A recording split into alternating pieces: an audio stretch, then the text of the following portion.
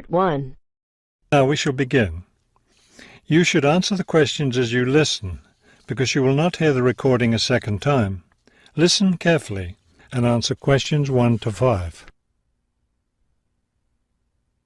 Hello, I'm Mrs. Phillips, the head librarian. You're the new library assistant, aren't you? Yes, I'm Robert Haskell, but please call me Bob. All right, Bob. Let me take a few minutes to explain how the library works and what your duties will be. First, the library opens at 8:30 in the morning, so naturally we expect you to be here and ready to work by then. Of course. And you can go home at 4:30 when the library closes. Now, let me explain where everything's kept. It looks like here on the ground floor is where the reference books are. Yes, that's right. Up on the second floor is where the adult collection is, both fiction and non-fiction. And the children's books are there too, aren't they? I thought I saw them in the room by the stairway. No, those are magazines and newspapers for adults. Children's books are up one more flight on the third floor. We'll take a look at them later. Let me show you how we organize our work. Do you see that brown book cart over there? The one by the door? Yes, that one. Those books have been checked in and need to go back on the shelves. Okay, so the brown book cart has books to reshelve. What about this black cart by the desk? Those books have torn pages or damaged covers. They're all books that need to be repaired. Okay, I know how to do a lot of that. I'm pretty good at mending torn pages and covers. That's great, because we really need help with that. And that white cart in the corner, what are those books for? Those are old books that we've taken off the shelves to make room for new ones. We sell them as used books to raise money for the library. So they're all ready to sell? Yes, that's right. So now you know what to do with the books in the carts. Let's talk about our activities schedule.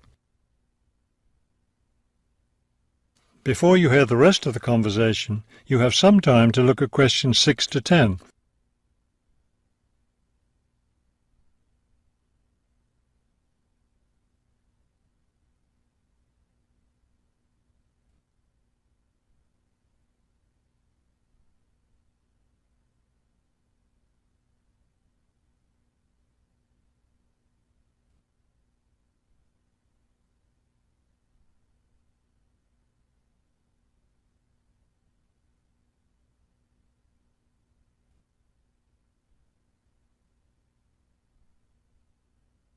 Now listen and answer questions 6 to 10. I understand this library has a number of interesting activities every week. Yes, our activities are quite popular. The most popular one is story time for the children. Do a lot of children show up for that? Yes, a good many. It takes place in the children's room on Thursday mornings at 11. Isn't there a family movie night too? Yes, but it's not at night anymore. We used to have family movies on Fridays when the library is open until 9, but now we have a different activity at that time, so we had to switch family movies to the weekend, Saturday afternoon. How much do you charge for the movies? They're all free. The movie always starts at 2:30 in the reference room, but you don't have to worry about that since you don't work on weekends. And what takes place on Friday evenings? We've just started a weekly lecture series.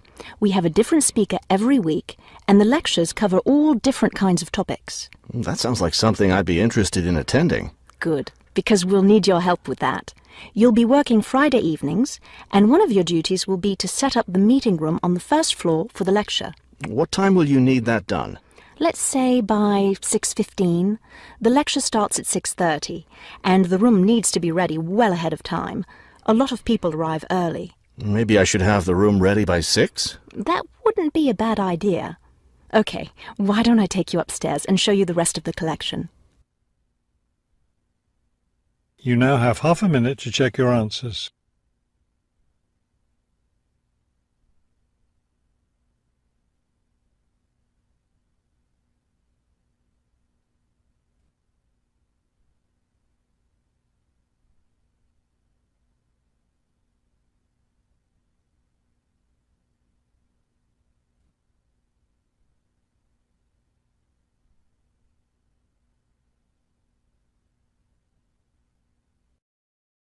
Now turns to Part 2. You will hear a radio interview about a lakeside resort. First, you have some time to look at questions 11 to 15.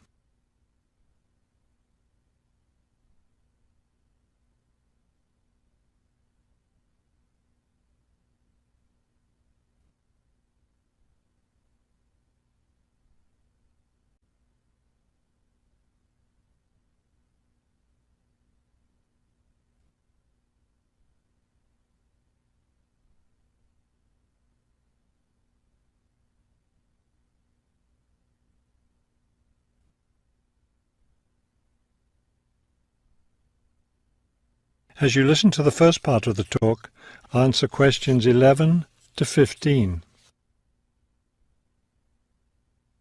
Good afternoon, and welcome to today's show. The warm months are with us, and many of you are getting ready to plan vacation trips. To help you with that, we have a special guest today, Robert Sampson, director of the Golden Lake Resort. Robert, I understand Golden Lake is a popular place for families to spend their vacations. Yes, families enjoy spending time at Golden Lake. Many come back year after year. We have a spectacular location and fun activities for both children and adults. Could you describe for us some of the activities available at Golden Lake? We have a lot of water activities, of course, since we're right on the lake. We have a pleasant sandy beach for swimming. We also have canoes and sailboats available, and many of our guests enjoy boating on the lake. I imagine water skiing would be popular among your guests. Actually, we don't permit water skiing in the resort area. It can be dangerous for swimmers and for the canoeists too. We do have a great location for fishing, though, and you'll often see guests fishing from our dock or from the canoes. That sounds very relaxing. What about activities on land? Do you have facilities for tennis?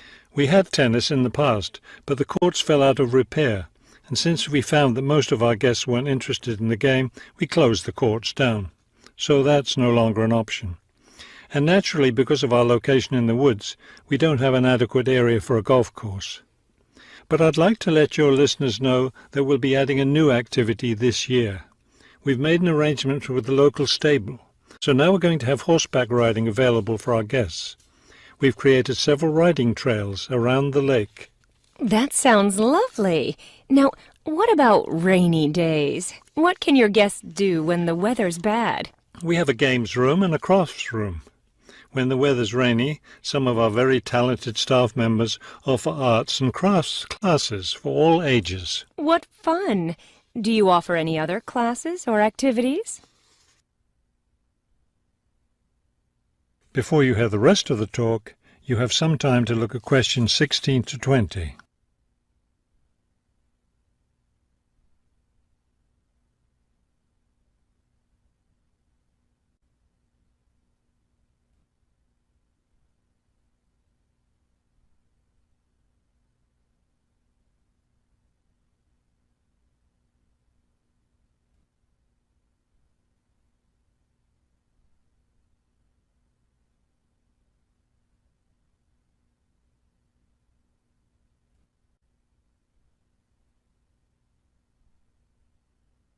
Now listen and answer questions 16 to 20.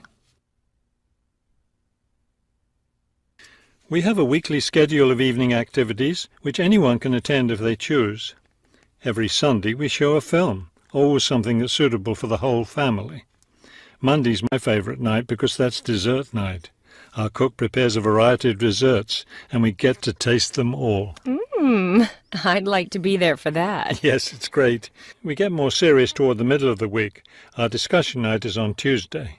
Discussion night? Yes, we discuss different current events depending on what's happening that week in the news. Then on Wednesdays we have lectures. We invite different experts to talk about local history or nature topics. This is actually one of our most popular evening activities. We found that our guests are really interested in learning about the local area. It sounds quite interesting. Yes, we've had some excellent speakers.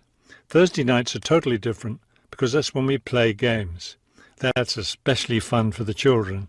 The children love Fridays too because that's talent show night. Everyone gets in on that. Staff, guests, everyone. It looks like you have a lot of fun at Golden Lake Resort. We do. And we end every week with big fun, with a dance on Saturday night.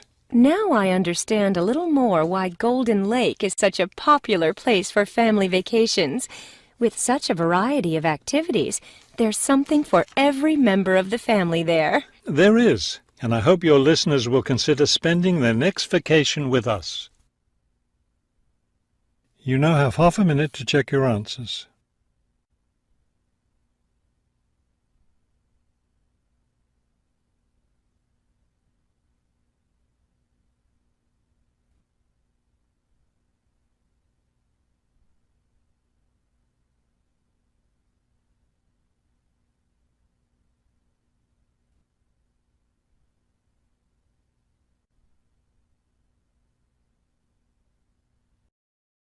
Now turns to Part 3. You will hear two students talking about a class assignment about wild bird rescue and rehabilitation. First, you have some time to look at questions 21 to 25.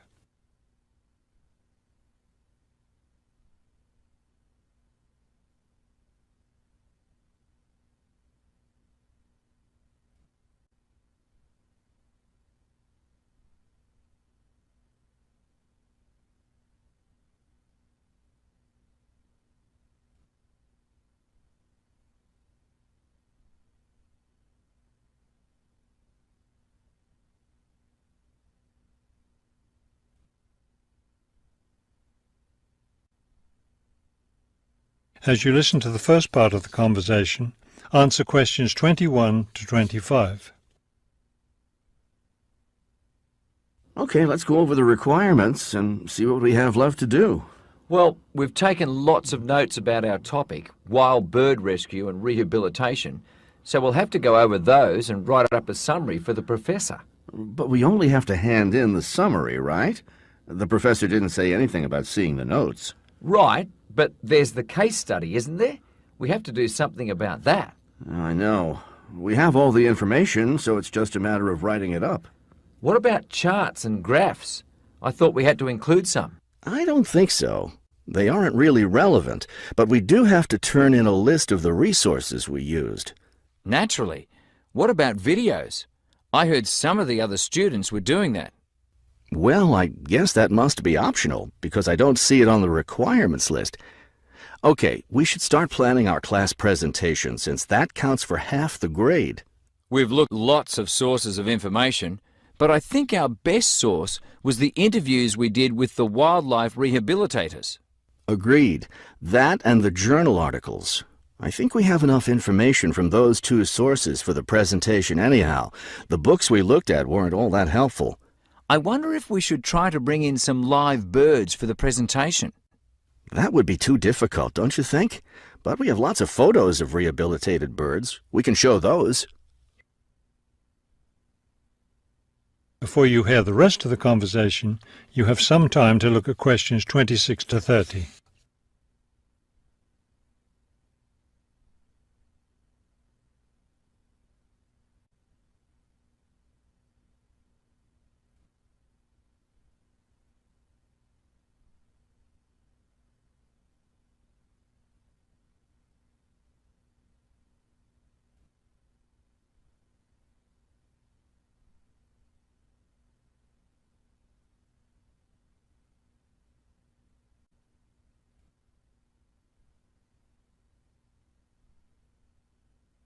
Now listen and answer questions 26 to 30. Right. Okay, I think we should start by talking about how to rescue a bird. Probably first we should help people understand which birds need rescuing. Yeah, that's really important, because a lot of times people see a baby bird that's all alone, or they find a bird sitting on the ground and they think it needs to be rescued. And usually, those are just baby birds learning to fly. So we should emphasize that people should only attempt to rescue a bird that's clearly injured. For certain kinds of birds, the rescuer needs to wear protective gloves, because some of those birds have sharp claws and can tear your shirt, or worse, injure your face or some other part of your body. Yes, that's an important point. Okay, next, let's tell people to put the injured bird in a box with good air circulation. We should let them know that a cage isn't necessary, and a bag, especially a plastic one, could hurt the bird more.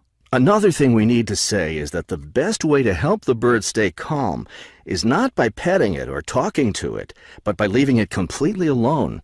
Then people should take the bird to the bird rescue center as soon as possible. Right, and we should also point out that when they're driving the bird to the rescue center, it's better not to play music on the radio or talk loudly, because those things just stress the bird. Yes, it's better just to speak quietly while you have the bird in the car. Okay, we've got that part covered. Next we should talk about what happens at the rescue center. You now have half a minute to check your answers.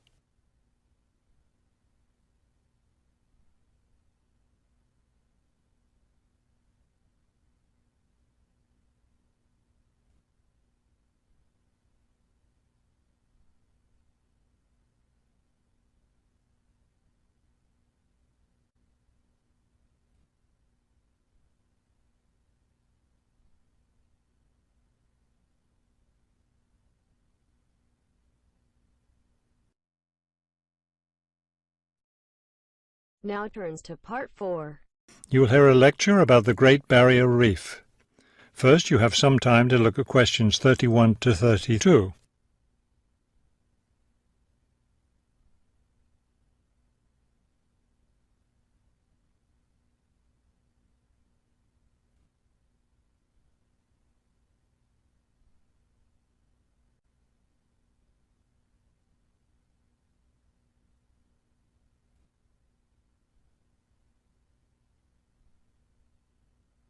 Now listen carefully and answer questions 31 to 32. The Great Barrier Reef, stretching along the east coast of Australia, is the world's largest collection of coral reefs, covering an area of around 300,000 square kilometres. The approximately 3,000 individual reefs that make up the Great Barrier Reef system are composed of over 400 different kinds of coral, the largest variety of corals found anywhere in the world. In addition, around 900 islands, ranging in size from tiny sandy keys to large continental islands covered with vegetation, are scattered throughout the area, particularly at the northern and southern ends. Before you hear the rest of the talk, you have some time to look at questions 33 to 40.